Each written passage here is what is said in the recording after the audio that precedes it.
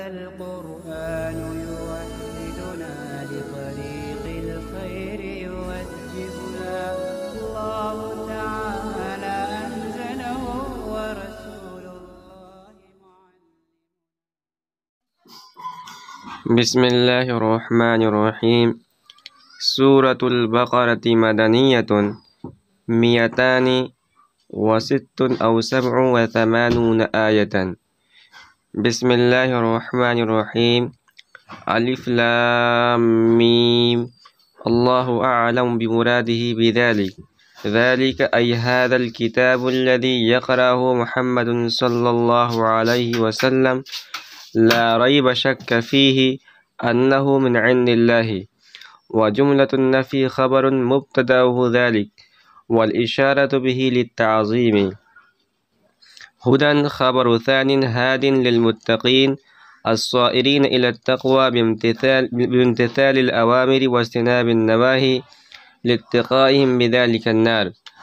الذين يؤمنون يصدقون بالغيب بما غاب عنهم من البعث والجنة والنار ويقيمون الصلاة أي يأتون بها بحقوقها ومما رزقناهم وأعطيناهم ينفقون في طاعة الله.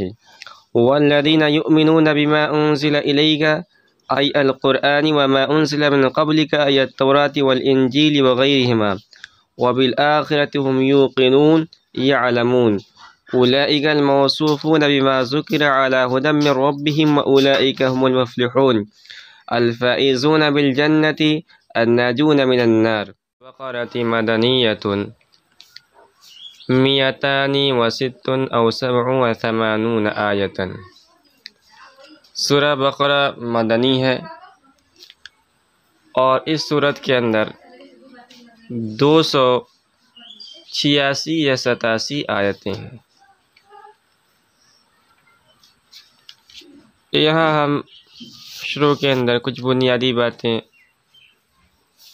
جانتے ہوئے چلتے ہیں جو یہاں عبارت کے اندر ہے۔ مثال کے طور پر لفظ سورہ ہے اور یہ مدنیتن یعنی صورت مدنی ہے، تو صورت کسے کہتے ہیں، مدنی ہونے کا مطلب کیا ہے۔ اس طرح 11 آیتن، آیت کسے کہتے ہیں، ان سب چیزوں کو جانتے ہوئے چلتے ہیں، اس لیے کہ آگے پورے جلالین کے اندر یہ سارے الفاظ تقریباً آتے ہی رہیں گے۔ سورہ یہ عربی زبان کا لفظ ہے اور لغت میں سورت کے معنی آتے ہیں بلندی یا بلند منزل کے۔ سورت کے ایک معنی آتے ہیں فصیل کے۔ فصیل یعنی پہلے زمانے کے اندر شہر کے باہر شہر کی حفاظت کے لیے اونچی اونچی دیواروں کو بنا دیا جاتا تھا، اس کو فصیل کہا جاتا تھا۔ شہر پناہ بھی کہتے تھے اردو میں۔ تو عربی میں فصیل یا شہر پناہ کے لیے لفظ سورت کا بھی استعمال ہوتا تھا۔ شہر کے چاروں طرف کی دیوار کو سور المدینہ سے تعبیر کیا جاتا تھا۔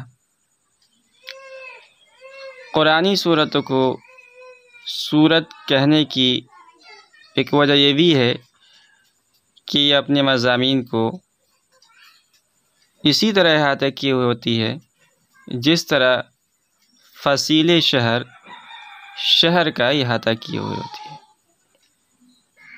آگے ہے مدنیتن، سورۃ البقرۃ مدنیتن۔ سورہ بقرہ ایک مدنی صورت ہے۔ تو مدنی ہونے اور مکی ہونے کا مطلب کیا ہے؟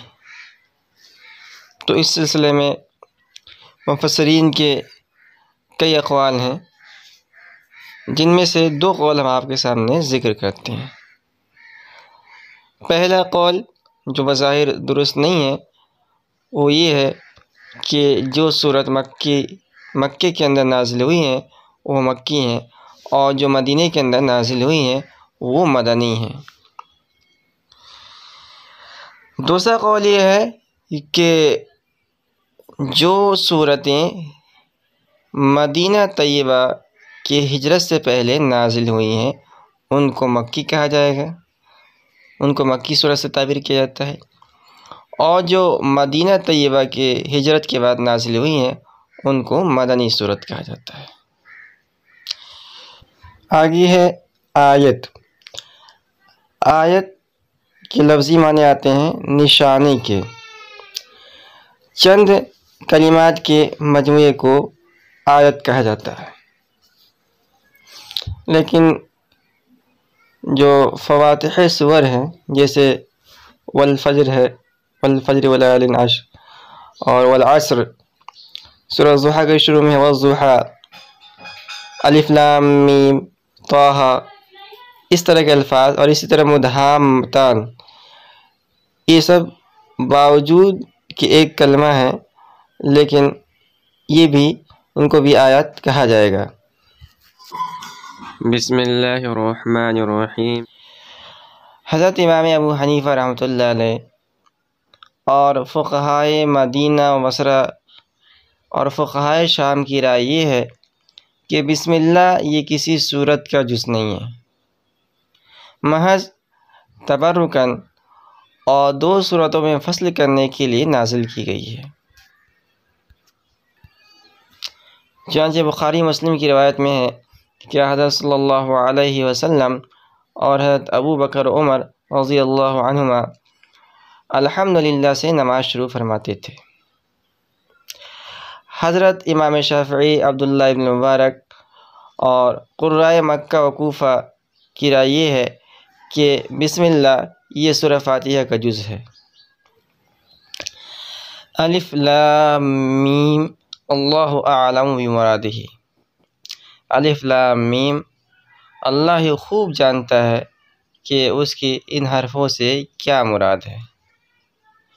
یہاں سے سورہ بقرہ کا باقاعدہ آغاز ہو رہا ہے، اور احادیث میں سورہ بقرہ کی بہت سارے فضائل وارد ہوئے ہیں۔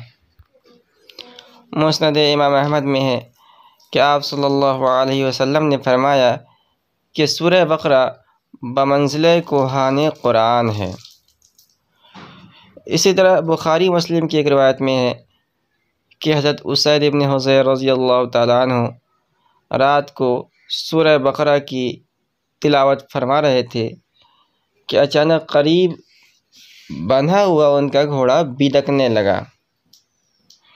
انہوں نے پڑھنا موقوف کر دیا تو ان کا گھوڑا بدکنے سے رک گیا، پھر جب پڑھنا شروع کیا تو پھر بدکنے لگا، اور قریب تھا کہ ان کا ایک صاحبزادہ جس کا نام یحییٰ تھا جو ان کے قریب سو رہا تھا، کہیں وہ گھوڑا بدکتے بدکتے ان کے اس بچے کو نقصان نہ پہنچا دے، اس لیے انہوں نے اس کی تلاوت موقوف کر دی۔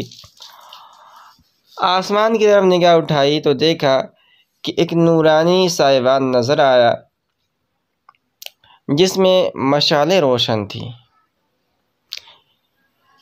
یہ اس کو دیکھنے کے لیے باہر نکلے تو وہ منظر غائب ہو گیا۔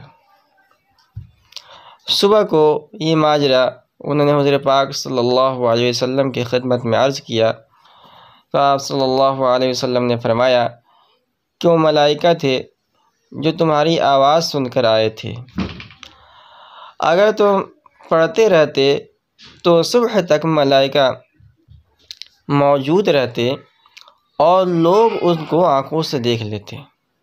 آپ صلی اللہ علیہ وسلم نے فرمایا کہ تم سورہ بقرہ پڑھا کرو۔ حضرت انس رضی اللہ تعالیٰ عنہ کی روایت میں ہے کہ صحابہ میں سورہ بقرہ اور سورہ آل عمران جاننے والوں کی بڑی عظمت و عزت ہوتی تھی، چنانچہ مشہور ہے کہ حضرت عمر رضی اللہ تعالیٰ عنہ نے 2.5 سال میں سورہ بقرہ کی تکمیل کی۔ ایک حدیث کے اندر آیا ہے، حضرت ابو ہریرہ رضی اللہ تعالیٰ عنہ سے روایت ہے کہ آپ صلی اللہ علیہ وسلم نے فرمایا کہ تم اپنے گھروں کو قبرستان نہ بناؤ، اور شیطان اس گھر سے فرار ہو جاتا ہے، بھاگ جاتا ہے جس میں سورہ بقرہ کی تلاوت کی جاتی ہے۔ اس طرح کے اور بہت سارے فضائل احادیث کے اندر وارد ہیں۔ تو یہ بہت بابرکت صورت ہے اور اس کو اپنے گھروں کے اندر تلاوت کا اہتمام کرنا چاہیے۔